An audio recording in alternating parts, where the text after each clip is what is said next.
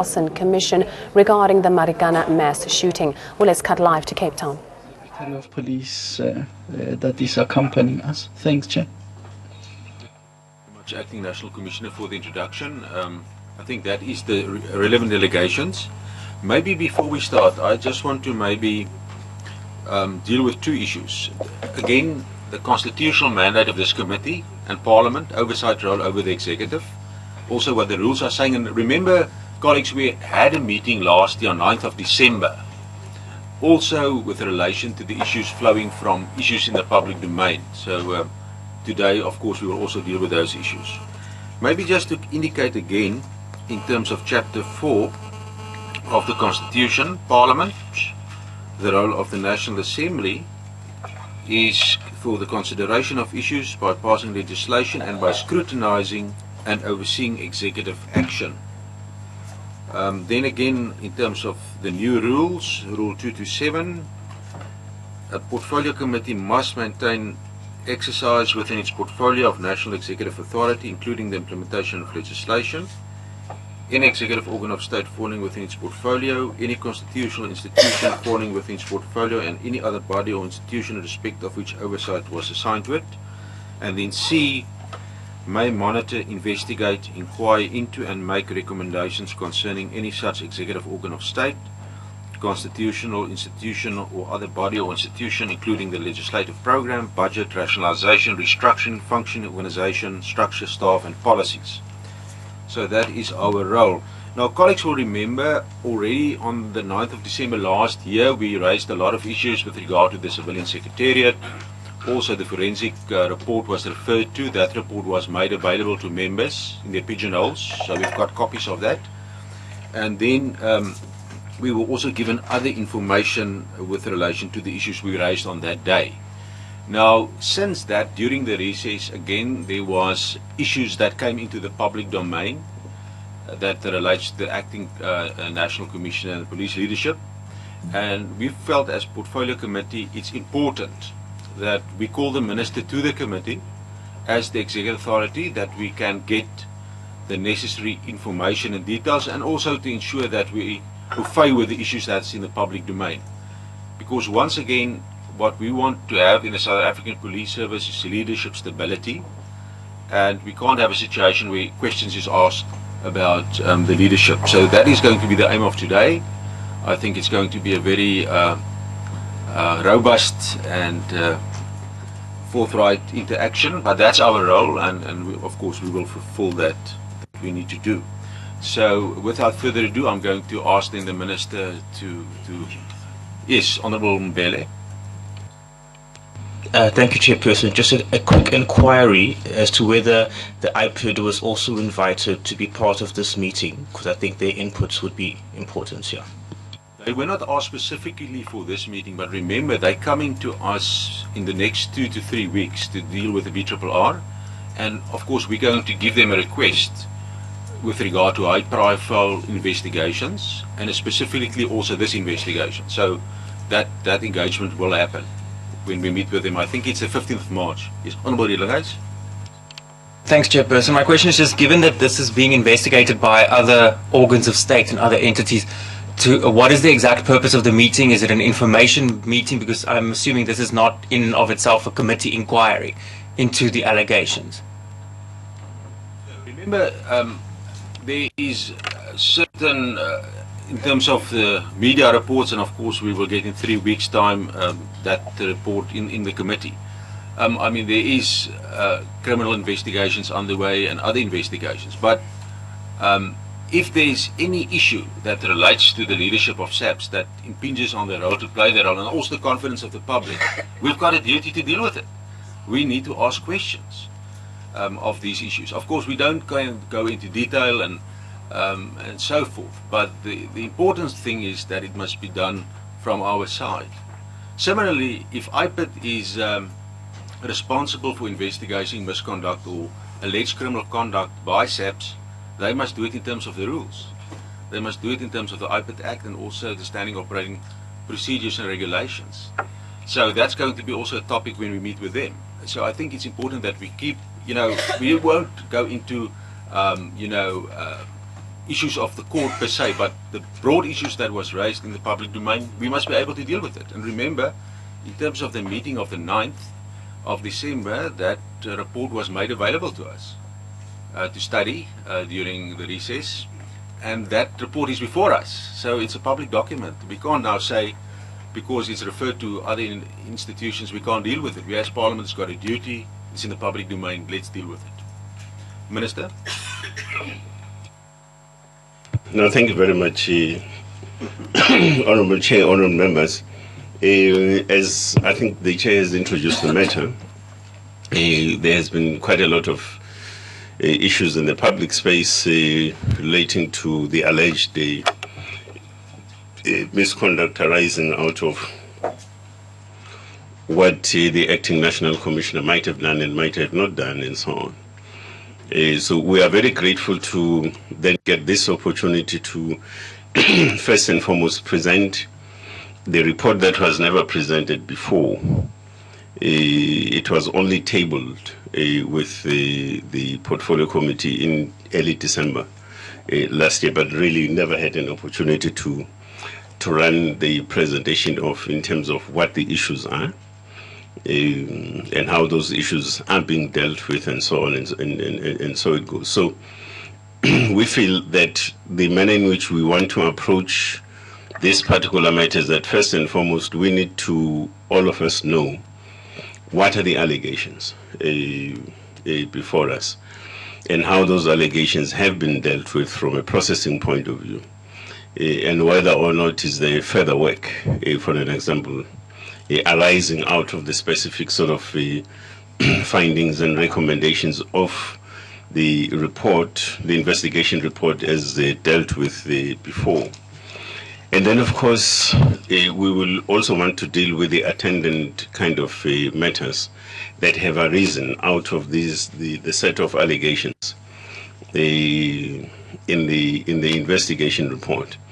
So the presentation that we've prepared, Honourable Chair, Honourable Members, is going to assist us in terms of first and foremost going through the set of allegations and what the investigation report basically entailed and dealt with at the time.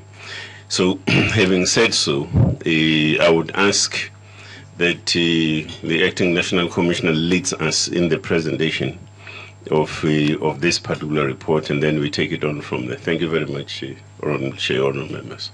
Thank you, Minister. Welcome, Honourable Mhlongo. We're glad you are here. Welcome back. It's good to see you. Acting National Commissioner, you can go ahead.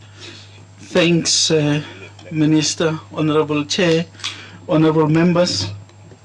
We will talk to the report which we volunteered to the Portfolio Committee of Police in December, which report deals with allegations which were made way back in 2012. Those allegations were made by Pop Crew, including 3 members who call themselves whistleblowers, who are based in the Division Forensic Services. It is for that reason, Chair, that the delegation is primarily constituted by people in the Division Forensic Services, because that is where these allegations are. But maybe before we go into the report, we have noted the circulation of the report, which we have made available, which was not circulated for the first time. We circulated it after we made a briefing to the media on the 1st of December at the Tshwane Academy. Once we did that, we made the report available, including the press statement and the presentation that was made.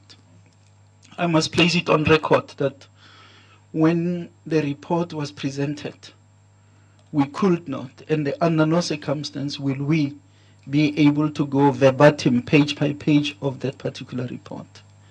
In our presentation, we would have made visible what the allegations were, what work has been done in investigating those allegations, including what the findings were. It is not an investigation that was conducted by the police. It is an investigation which was conducted by CPN Forensics following the appointment by the National Commissioner. An issue which is also in the report, which I think it is important that it be dealt with, emanate from a 2009 matter, which is referred loudly to a party hosted by me with state funds. And I think we need just to go into that. And somewhere we agree that the court processes will be respected. In 2009, an allegation was made that there was a birthday party which was funded out of public funds for me, then in my capacity as the Divisional Commissioner of Personnel Management. Following the allegations, a case was opened, an investigation was conducted. Unfortunately, 2 people were brought before the court. They were arrested. That was my staff officer and a brigadier. Both these people, before a magistrate in Pretoria, were found not guilty and they were discharged. In actual fact, following the leading of evidence by those that had said there is a case to answer, they did not have to testify. An application was made in respect of section 714, which the magistrate granted, and thus they were found not guilty and they were discharged. I'm specifically referring to that, Chair, because it was one of those prominent matters that were featuring in the media to say people with fraud cases were not dealt with accordingly. It can't be factually correct. If people are unhappy with the outcomes of the court process, there are due processes where these matters must be ventilated. And it was proven beyond reasonable doubt that there was not a single cent that was used to fund the so-called birthday party of General Phahlane, because that was an official meeting. I thought that it is important that that is placed on record in advance. Secondly, Chair, we are not immune to investigations. We will subject ourselves to any process, which process is considered legitimate. It is not characterized by any irregularities. We will cooperate fully with competent authorities that are processing investigations. It is therefore a point to be made that we don't take kindly to a trial through the media, which has been the case. And many a times people arriving at conclusions from an uninformed perspective. We must respect the processes that are underway, and we are going to be presenting these reports. The intention is not to go into the merits of what is out there and all other matters that are to be before the courts. We will allow the opportunity or that process to run, and at an opportune moment we do so. Because this is a report, I'm going to ask Brigadier Kleinans, who is on the right-hand side of the Minister, to run through the presentation, and we are ready to answer questions and account in this regard, Chair.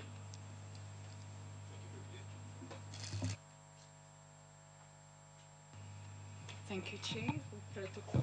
All protocol observed.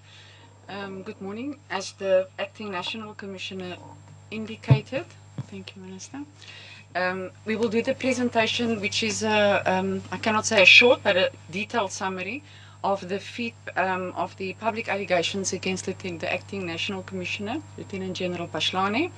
based on the report by CPN Forensics, informed by the 2012 allegations by POPCRU. Now, if we look at the table of content, the presentation consists of 4 sections. The first one just being a brief background, then going into the allegations, audit findings and recommendations of CPN Forensics, and then the response from the SAPS, a brief response. Section 3 will just indicate the disciplinary investigations also referred to in the CPN report against the so-called whistleblowers. And then in section 4, we will just briefly highlight the ongoing attempts to harm the integrity of our Acting National Commissioner, Lieutenant General Phahlane. I just need to indicate that throughout the presentations, when reference is made to ranks, that it was the ranks of those individuals at the time of the investigation or the report. Starting with the background. The background we just reflect in the form of a timeline. On the 25th of June in 2012, this is where it all started. POPCRU lodged an official complaint at the Office of the National Commissioner with various allegations of corruption and mismanagement, as well as serious derogatory accusations aimed at harming the reputation of the then Divisional Commissioner of Forensic Services, General Phahlane. In the same year, 7 September, POPCRU released a media statement leveled against General Phahlane. That is also where the General came to know about these allegations. On the 10th of September, 3 days later, General Phahlane then submitted a report to the Office of the National Commissioner, calling for an independent investigation into these scornful allegations. About 6 months later, the National Commissioner appointed CPN Forensics and Accounting Services as part of Ernst & Young to conduct the forensic audit at a cost of $733,000 to the SAPS. Almost a year later, a report from the forensic audit was completed and submitted to the Office of the National Commissioner. A little bit more than a year after that, on the 30th of April 2015 only, did the report reach the Office of General Phahlane for inputs or comments. And then on the 1st of December, like our Acting National Commissioner indicated, on his initiative, we held a media briefing to communicate the content of this forensic audit as well as the outcomes, and then following that, a copy of the report was submitted to the Portfolio Committee.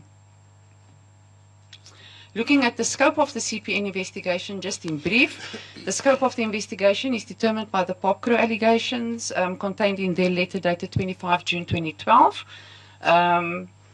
There you can see on, I'm not going to read the entire slide, that the 6 bullets there will indicate to you what the allegations were. I can also only indicate here that you will see in the report there's 10 official allegations against Lieutenant General Phahlane. However, it's not all the same that is listed here. It was as per arrangement with the National Commissioner at that stage, and it is stipulated as such in the report. I did refer to the disciplinary cases, and then this report details a summary of the facts which was available to CPN and the related findings at the time of the audit.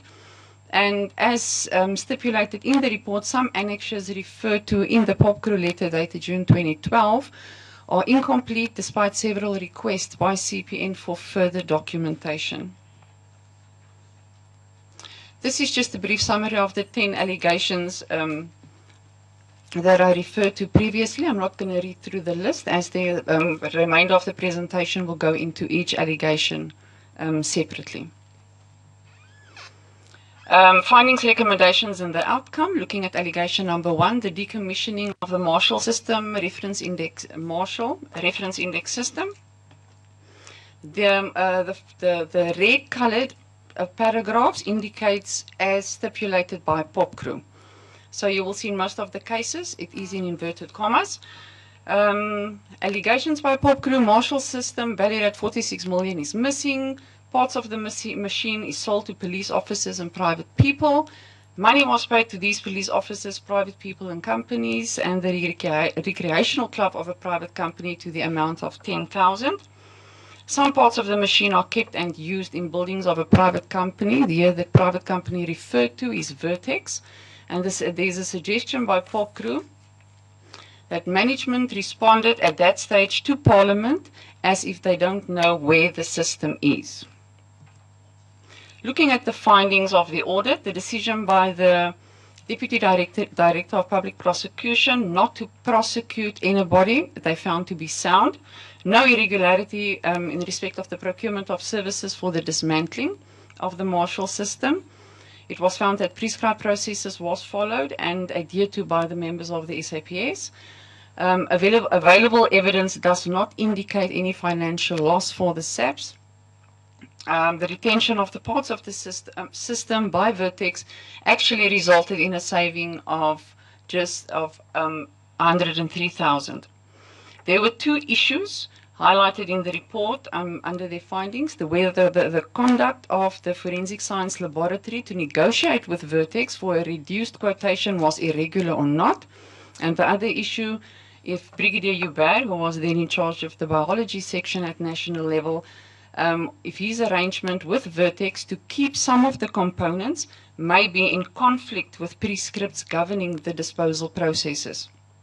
No evidence of misconduct by any serving member was found, and the suggestion by POP crew that management responded to Parliament as if they don't know where the system is was incorrect and misleading.